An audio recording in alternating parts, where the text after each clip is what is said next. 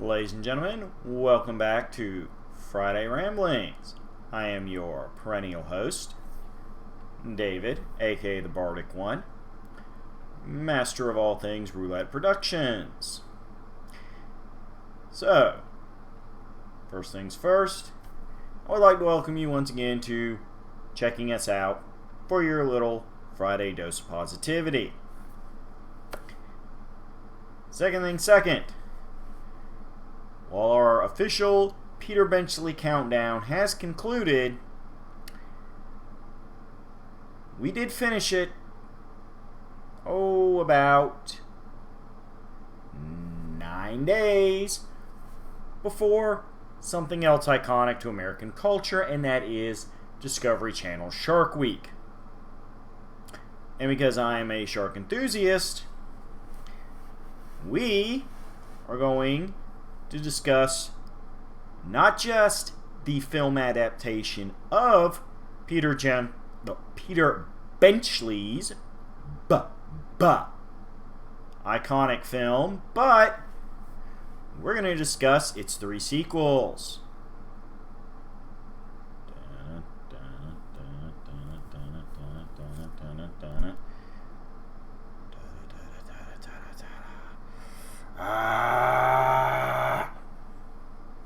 And we're going to be joined by my good friend, Semi Shark. Because if there's one person who knows sharks and the awesomeness of sharks and what happens when sharks try to munch on people, it is Roulette Productions' official guard shark. So good. Nobody ever attacks the Roulette Production recording studio because Sammy is there on patrol. What do you guys have? A dog? Munch those dogs. It's okay, Sammy. It's okay. So, Sammy, would you like to start at the beginning? So we're going to start with the first movie. Alright. Now, as we discussed last week, Jaws was a novel by Peter Benchley and took the world by storm, very quickly attracting the attention of 2 producers at Universal Studios by the names of Richard D. Zanuck and David Brown. They got some film rights. They teamed up with a young up-and-coming, looking to establish himself, Steven Spielberg. He was young once. Yes, Sammy. Believe it or not, there was a point in time where Steven Spielberg was still proving himself. That's amazing.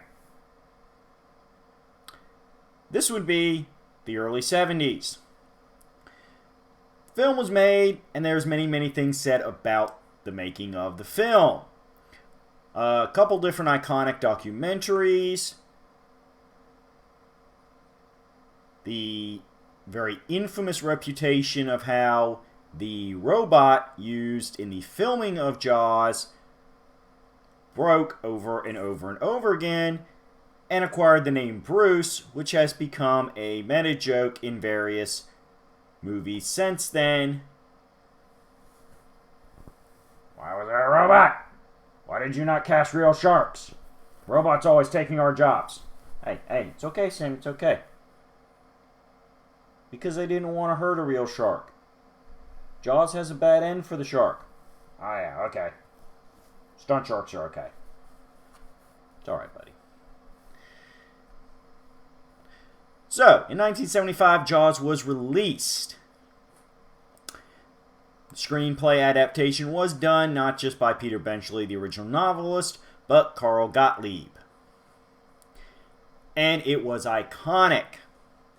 It was the highest grossing film for 2 years until the release of Star Wars in 1977. And both films were pivotal in establishing the modern Hollywood business model, which pursues high box office returns from action adventure films with simple, high-concept premises, released during the summer in thousands of theaters and heavily advertised, thus Jaws is often referred to as the original summer blockbuster. 2001, it was selected by the Library of Congress for preservation in the United States National Film Registry as culturally, historically, or aesthetically significant. So, what's the movie actually about for those of you who may have never seen it? Well, if you watched our previous episode discussing the novel, you do know the basics. Great white shark swims into the waters around Amity Island, finds various humans to munch, and decides to stay there, thus becoming a man-eater, which is a concept that does have some history across various animal species in the real world. Sometimes these are also referred to as rogues due to the fact that humans are not a natural part of any predatory species food chain, and therefore they are going against the natural law. That's right. I only eat humans that break into the studio. I know, Sammy. Good guard, Shark. So, sheriff in town, teaming up with young marine biologist from out of town and local shark hunter, go out to kill the shark after it racks up enough human kills. That is your basic spoiler free. Now, if you did watch last week's episode, and I don't know why you wouldn't, you would know that there were some few various other subplots that addressed how the shark attacks were hurting the economy of a small summer town that were heavily relied on the tourism dollars to get them through the winter seasons. Because the thing about New England is once winter hits, unless you are big on ice skating and skiing, and that's really more the mountainous states like Vermont and New Hampshire, New England's not really a fun place to be in the winter. Coastal towns tend to just be cold and kind of depressing. No offense to anybody viewing this who lives in those areas of the country, but, you know, that's kind of the nature of things. Don't feel bad. There's no time of year where there's a big tourist run in my town. At least you guys get some good summer months. So, when it came time to the movie, though, in order to streamline it, which is something that often happens in movie adaptations, as well as focus more on the shark hunting the people, as opposed to the ripple effects of the shark's presence and the fear it generates among humanity, the subplot of the town's economy is dropped, as well as Steven Spielberg's desire to focus on Sheriff Brody as the main hero and presenting him in the best light possible, his marital troubles which led to his wife's brief affair with young marine biologist Matt Hooper is dropped completely. And the good news is, because that made Matt Hooper a better person, since him pursuing a married woman was no longer a factor in the plot. That means he gets to survive. Yay! However, they still film the scene from the novel where the shark attacks him in the cage. Good recreation. And therefore, his survival is not guaranteed. It is assumed he is dead until after the shark's death, when he pops back up to the surface of the water to join Hooper in swimming for shore.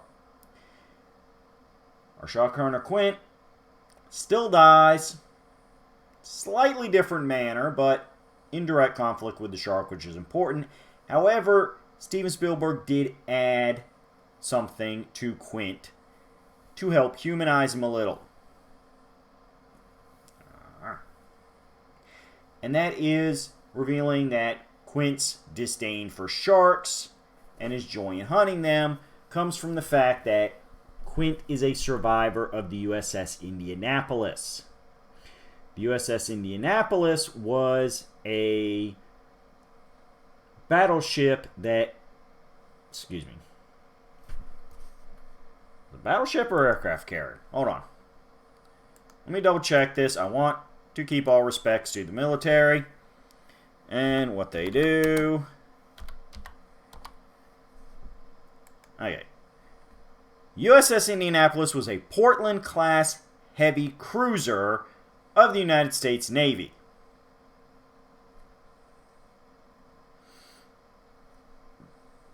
So it was a warship. It was not an aircraft carrier. So there we go. I was right. But officially Portland-class heavy cruiser. Good job. The Indianapolis sank as it attempted to return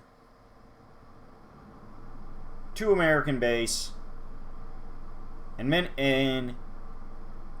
the vast majority of the crew died, many of which were preyed upon by these sharks in the water, as the men were stuck in the water for multiple days. Now, the USS Indianapolis is a very unique case in shark attacks on humans. I know, you wouldn't intentionally eat a human.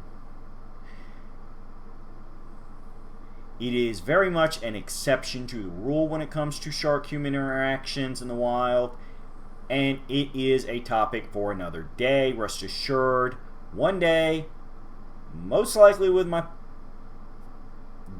broadcast partner, we will discuss the USS Indianapolis along with the Jersey Shore shark attack that inspired Peter Benchley's novel. Now, I am very much a fan of Spielberg adding this touch, as the conversation was, in my humble opinion, one of the best scenes in the movie. Besides humanizing Quint and giving him a deeper motivation to his manic hunting, it allowed both Hooper and Sheriff Brody to have moments of, in their own different ways, being in awe of the fact that, well, sharks and humans don't always get along, and Quint and the shark in this hanging around Amity are not the first of their kind. And naturally, when you have a movie that does as successful as Jaws, there's going to be a desire to make a sequel. Now, Peter Benchley was not involved in the sequel. No, he wasn't, Sammy. However, Carl Gottlieb was. Carl Gottlieb was joined in the writing this time by Howard Sackler. Steven Spielberg was no longer in the director chair. This was directed by Jeanette Swartz, and came out in 1978. Roy Scheider returns as Chief Martin Brody, along with Lorraine Gary as his wife, Ellen Brody. However, Richard Dreyfuss's Matt Hooper did not return. Now, the plot of this is classic Hollywood thriller. Stay up here, Sammy. Classic Hollywood thriller horror sequel, in that just when you thought it was safe to go back into the water, there is a new shark. And it is hungry too. Yes. You like when the shark eats the people? I like when the shark eats the people.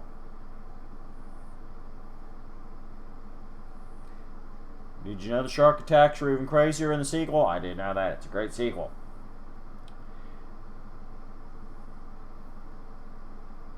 Which do you prefer, the first or the second? Well, The second works better as a horror movie and as a thriller. First has a better storyline and better characterization. Kind of a toss-up. But they're both very good movies. Oh yes, very worthy sequel. Good job, Sammy. Now, the main conflict, without Quentin Hooper around, comes when Martin Brody's two now teenage sons, along with several of their friends, are quite a bit away from shore in a few boats and rafts, only to find themselves cornered by the shark, who will not let them return to shore, but is also taking its sweet time picking them off. This makes a very tense third act of the movie, as you get to see a large group of people not only worry about getting eaten by the shark, but the questions of who's going to go next.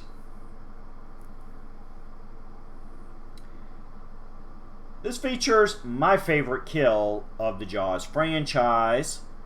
Unlike the big boom explosion of the first movie via Diver's oxygen tank being shot with a rifle. I know, I probably should discuss that before moving on to the second movie. Okay. We get instead electrocution via submerged power cable. This death scene was brilliant visually and even inspired the death of the shark in Universal Studios' Jaws the Ride, which was part of the Universal Studios theme parks for years until, much like the movies, the robot shark kept breaking down. I know, they're not as durable as real sharks, are they? Not at all. And the ride simply became more expensive to maintain than it was worth. Which is sad, but fortunately in my youth I was able to visit the park and go on Jaws the Ride before its retirement. So all my subsequent trips to Universal did not allow subsequent runs on it. I can say I have been on it once. Yes. Ride the shark.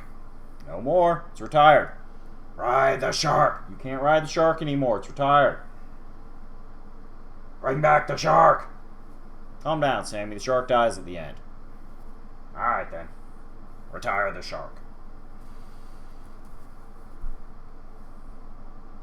Calm down. You're supposed to be here for ambiance. You want to run the reviews? No.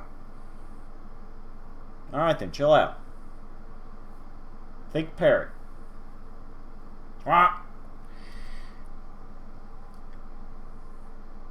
And Jaws 2 performed very successfully financially as well. Didn't make quite the iconic change the American culture forever splash that the first one did, but that's kind of hard for any sequel to do because the first one was the first one.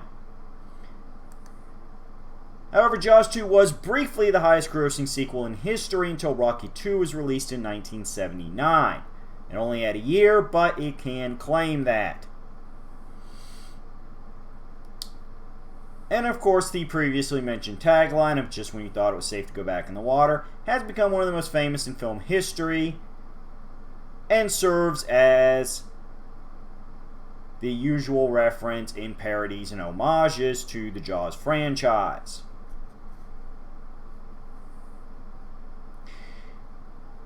Now, it would take 5 years for the next Jaws sequel, which came in 1983, and is often referred to as Jaws 3, although it was officially initially released as Jaws 3D due to the 3D craze in the 80s. This time we have no returning stars from the previous movies, although Carl Gottlieb continues to write the screenplay, I should say. Though he is once again gained another partner, now it's Richard Matheson. And Joe Alves is the director.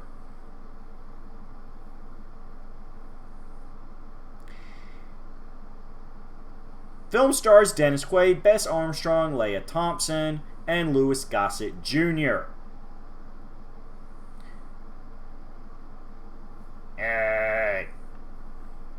I know, it was the 80s. Leah Thompson was very cute. Yes, she was. You got a crush on Leia? I might give her a nibble. Good shark. Only if she consents. Of course, consensual nibbles. Consensual nibbles. Hashtag that. Woo! Now this time, the film takes a bit of a change up with the plot, and it takes place at an aquatic park in Florida with underwater tunnels and lagoons. As the park prepares for opening, a young great white shark infiltrates the park from the sea, seemingly attacking and killing the park's employees. But in a classic Hollywood swerve twist... Yeah? Do you want to say the swerve? Alright. Once the shark is captured, it becomes apparent that a second, much larger shark has also entered the park as the real culprit. Good job. And the film made use of 3D during the revived interest in the technology in the 1980s, amongst other horror films such as Friday the 13th Part 3 and Amityville 3D. Cinema audiences could wear disposable cardboard polarized 3D glasses to create the illusions that elements penetrate the screen. Several shots and sequences were designed to utilize the effect. However, since 3D was ineffective in home viewing until the advent of 3D televisions in the late 2000s, as we said before, the term Jaws, the alternative title Jaws 3, is used for television broadcasts and home media. Now, while none of the actors did return from the previous films, the two Brody children, Sean and Mike, do appear with their new actors portraying them.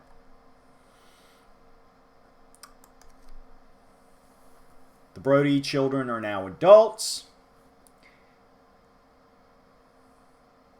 and find themselves in the midst of the craziness going on at the park. Now, while the plot of the movie is definitely even thinner than Jaws 2, which was thinner than Jaws, it is quite enjoyable. The tension of various park patrons and a few employees being trapped in a flooding underwater tunnel due to the shark attacking the tunnel in an attempt to get the yummy morsels in there, along with the revelation of the larger Big Mama shark, create an ever-rising sense of dread. Along with the great acting of Dennis Quaid, Leah Thompson, and Louis Gossett Jr., who are all highly accomplished actors in their own right. Unfortunately, that little problem that comes up in the movie is that with a reduced budget from Jaws 2, and most of that budget going to the 3D effects that were no good once the theatrical release was done. I know, it's very sad. The movie does look very dated and a bit cheesy and hokey. It is clear from watching it what sequences were originally meant to be in 3D. However, without that 3D technology, the effects are lacking. Look very cartoonish. Which makes the movie kind of harder to appreciate for its positive elements, because that negative element is so visually striking and as such, in the wrong ways, memorable. Are you sad Jaws 3D, aka Jaws 3, tends to get criticized and mocked a lot? But we get to see Louis Gossett Jr. be awesome. Dennis Quaid's always a treat. They did kind of recycle the shark death, though, with using a grenade in the mouth to blow it up again. I know there's only so many ways to kill a shark. Don't kill real sharks, just robotic stunt sharks. Yes, and computer-generated 3D sharks. Yes. Fake CGI sharks are okay to kill. But not real sharks. No. Alright. We'll agree on that one. So, the critics pretty much ridiculed it, tore it asunder. However, it did make bank. When you make a profit, and your franchise did still start with one of the most iconic movies in your country's history, you're gonna make another sequel.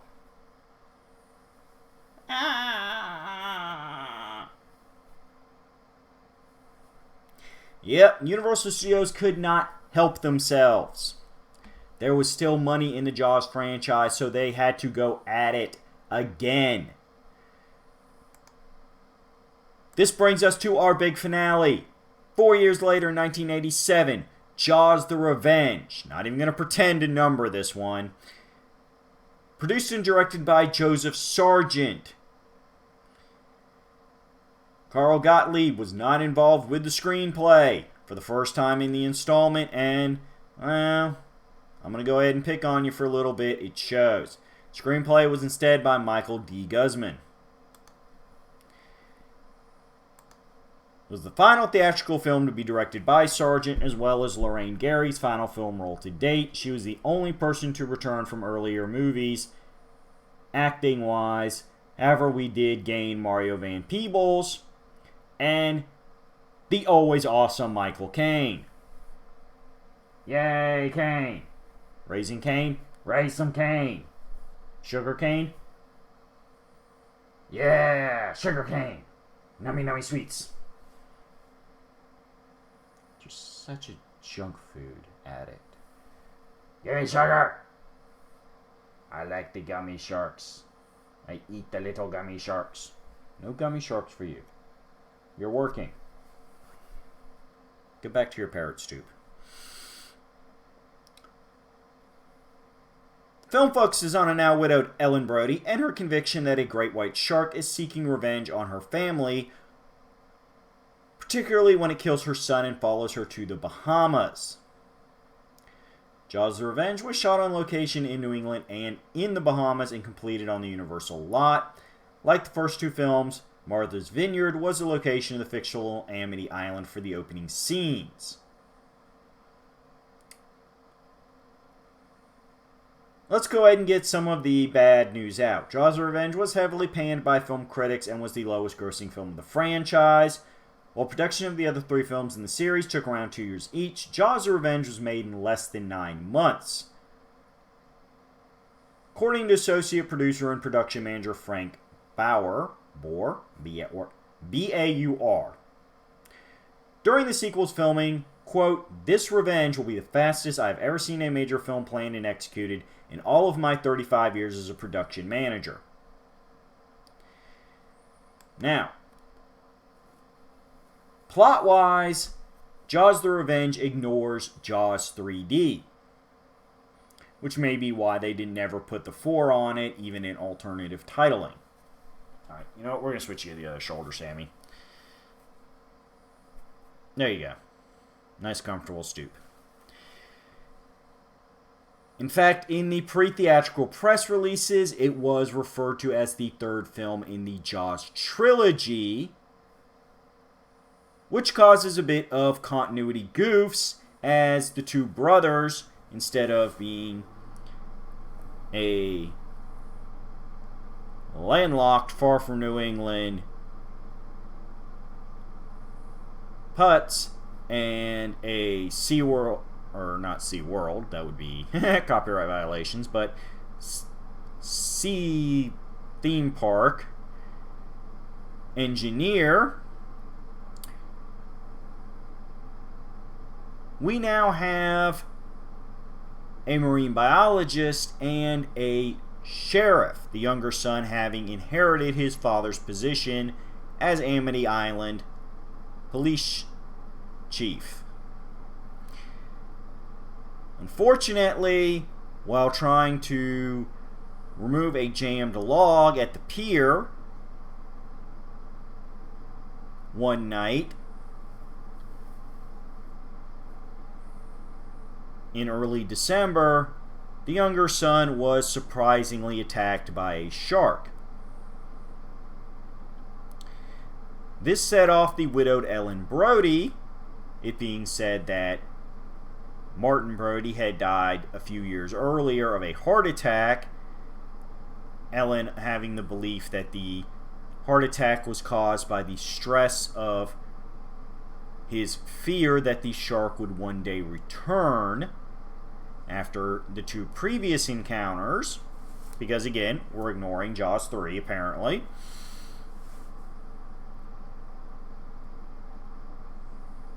This turns Ellen Brody into a little bit of a paranoid, neurotic mess. And thus, her remaining son chooses to take his mother back down to the Bahamas with him, his wife, and his daughter, hoping that spending time around those loved ones and having a complete change of scenery will help her find some mental and spiritual calmness. However, when shortly after their return, the shark appears in the waters, surprising marine biologist's son, who notes that the Bahamian waters are supposed to be too warm for great whites, Ellen becomes more and more convinced that the shark has a almost human level of awareness and is intentionally doing this to seek revenge on the Brody family. Do you believe that, Sammy? No. Sharks are not petty enough to want revenge. Thank you. You're welcome. So, after a couple incidents, including a near attack on Ellen's granddaughter Thea, in between some romantical interludes with Michael Caine's character, who runs a local charter plane service down in the islands, Ellen decides to go out in a boat and duel with the shark, hoping to end this once and for all. She's very quickly joined by the rest of her family and Michael Caine, who, double check his character name here. Blip, blip, blip. Hoagie Newcomb. Hoagie! I know. A hoagie is a sandwich. I don't know why Michael Caine was named after a sandwich. Hoagie. Submarine. Sandwichy goodness. Yes, sandwichy goodness. I don't know. Some women think Michael Caine's delicious. Pervert. I don't think it. I'm just saying. He's been known to be attractive to certain people. Not me. But yes.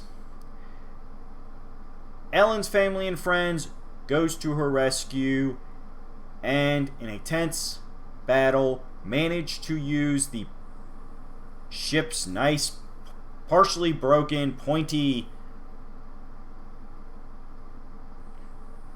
prow tip to stab the shark.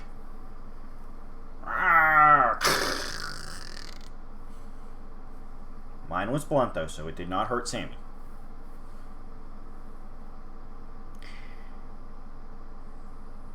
Thus killing the shark and giving Ellen Brody a sense of peace at last. Thus, she could go hang with Hoagie in the Bahamas, continue to spend time with her son, daughter-in-law, and granddaughter, and the Jaws franchise and the Brody saga comes to a close. Now, unfortunately, between the bad effects, including the infamous roaring shark, sharks do not roar, I know sharks do not roar. Why did the shark roar? I don't know why the shark roared. That's stupid. I know it's stupid. A lot of critics said it was stupid. Hashtag no roar.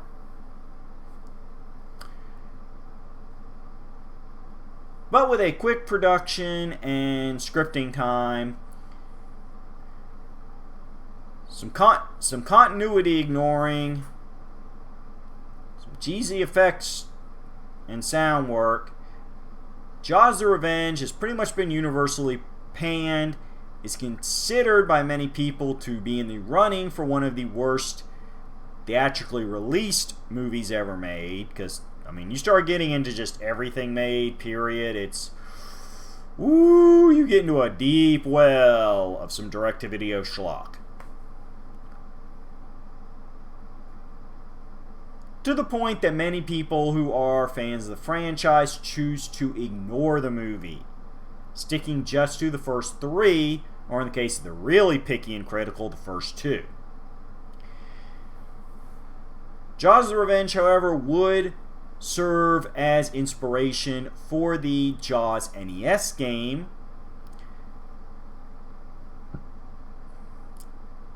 so it does have a little bit of infamy. But some of the oddball plot elements that may have been based on a script that went through a few rewrites without very careful editing was a slight bit of implication that the shark and Ellen Brody had some sort of psychic link, as at one point Ellen has some dreams and visions of the shark's arrival in the Bahamas and feels its alleged desire to seek revenge.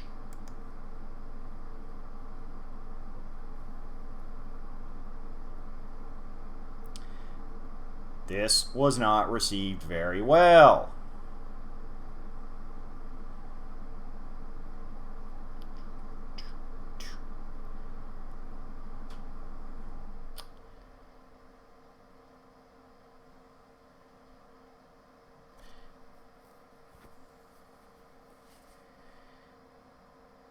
Now, let's go ahead and get a few things laid out. In the original theatrical version's ending, Ellen rammed the shark with Mike's boat, mortally wounding it. The shark then causes the boat to break apart with its death contortions, forcing the people on the boat to jump off to avoid going down with it.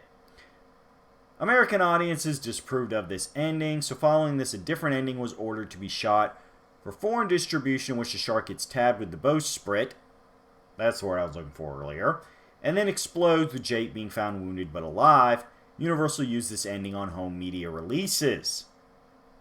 So, depending on if you watch the movie on TV, watched it in theaters, watch it on home media release, aka VHS, DVD, Blu-ray, you may get one of those two endings. Now, reshooting the ending prevented Michael Caine from collecting his Academy Award for Hannah and her sisters in person.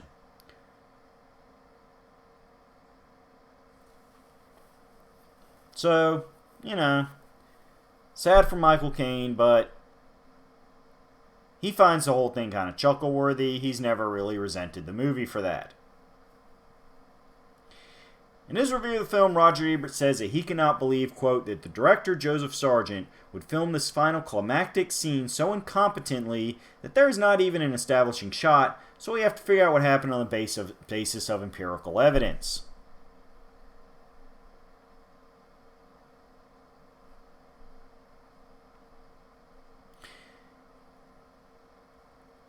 On the infamous Rotten Tomatoes, with 35 reviews, the film has a rare approval rating of 0%, with an average rating of 2.04 out of 10.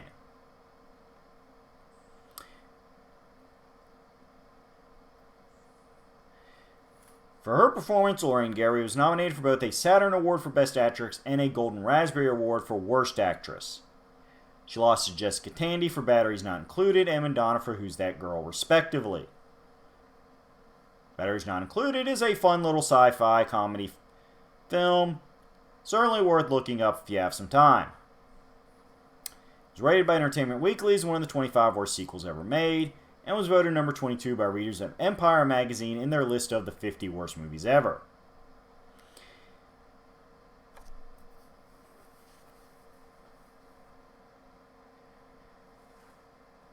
Now, besides the logic and continuity inconsistencies and errors, pretty much everything about the film has been criticized, except Michael Caine's acting, because he's friggin' awesome.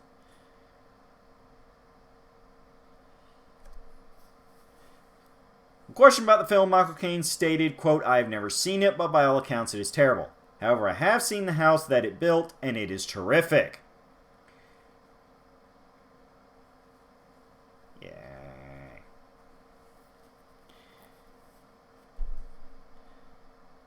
It is not surprised to see why a film that pretty much every person who's ever seen it agrees is horrible would serve as the final nail in the coffin for a franchise that really, as much as I enjoyed Jaws 3 for its quirkiness and attempts to freshen up the franchise a little bit with a change of location and base concept, putting less emphasis on,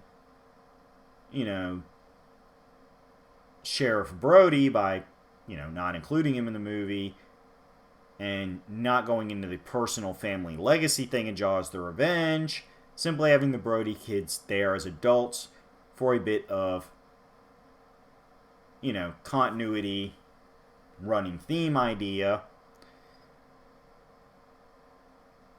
Honestly, we could have ended at Jaws 2 and been perfectly okay. The world did not need a Jaws 3, and Jaws the Revenge was a series of mistakes.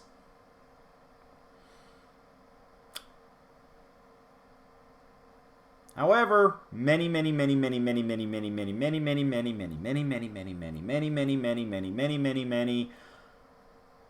this video would be twice as long if I started tacking on all the zeros. Shark movies have been made since Jaws hung up the boots and were made during the period of years that the Jaws franchise was actively running, including various films that were released overseas,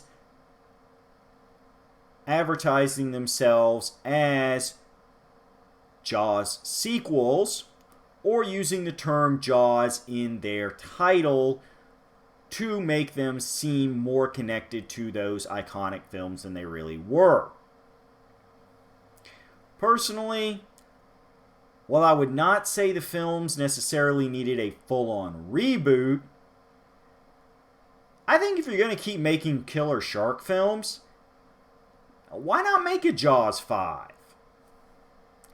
I think it would be, as somebody who likes to write, an interesting challenge for a scriptwriter to acknowledge the events of all four movies in a sequel, do something fresh and innovative with it, because we've had a, good, 20, 30, almost 40 years of scientific research increase in shark behavior to provide different motivations and material. Going back to that world, the Brody legacy, the Brody curse, some might say. Not to mention, hey, what would Amity Island be like? Would it have escaped its legacy of 2 shark attacks? With an asterisk for the death of Sean Brody at the very beginning of Revenge as a one-off shark interaction? Don't know. Yeah? Universal. What you got to say? Yeah? Don't reboot it. We don't need to see somebody else try to tack on the original movie because, frankly put, that's the whole point.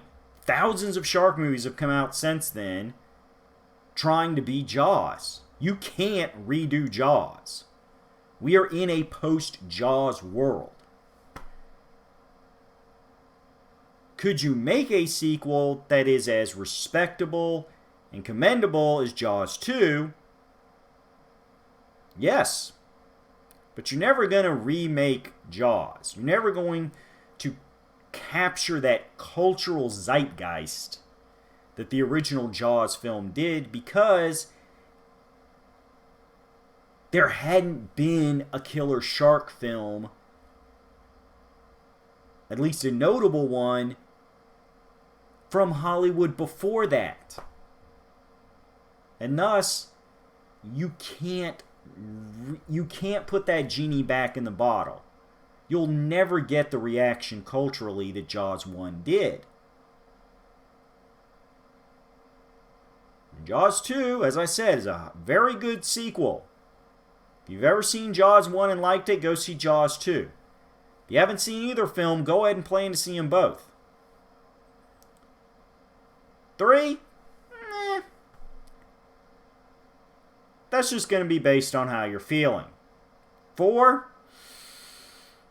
Only if you really want to for the sake of completionist, or you're a big fan of Michael Caine and just want to see everything he's ever made. Otherwise, there's really no reason to see Jaws: The Revenge. As for me and Sammy, we're going to enjoy Discovery Channel Shark Week. Heck, we may be back to discuss the legacy of Shark Week. And, in the end, remember, no matter what the Jaws movies tried to do to give you nightmares and make you afraid to put your feet in the water, sharks are your friends. Sharks are an important part of nature and the ocean ecosystem. Respect the sharks, give the sharks their space, and we can all live together in peace and harmony. I mean, we all agree tuna tastes good. I like tuna fish sandwiches. Do you like tuna fish sandwiches? Let's discuss tuna fish sandwich recipes in peace and harmony. Thank you, Sammy.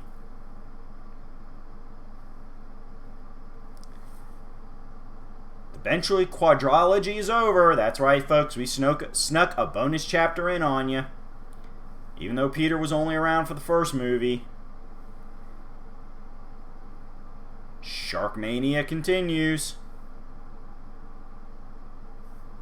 Mwah! Love your shark.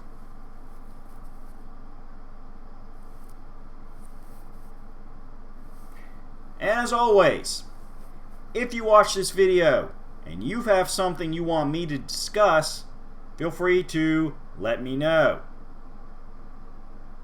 I have comments down below. I will be happy to communicate with you about any requests you have for future videos, as long as you remember the first rule. Be constructive in your criticism. This is a place of positivity. That's right, Sammy. We're not here to tear anybody down, because even though we did admit Jaws: The Revenge is a bad movie, we did not personally attack anybody and imply they do not have skill at their job that was involved in the making of that movie. Just that they may have made some creative mistakes. We're humans, it happens to everybody. Sammy, will you be back in 7? I don't know. Gotta see if I can get the guard shift covered. That's true. We don't want anybody sneaking in that front door unannounced. Yep. There's a closed set. Right. Closed set. See you in 7. Ramble on, folks. Ramble on.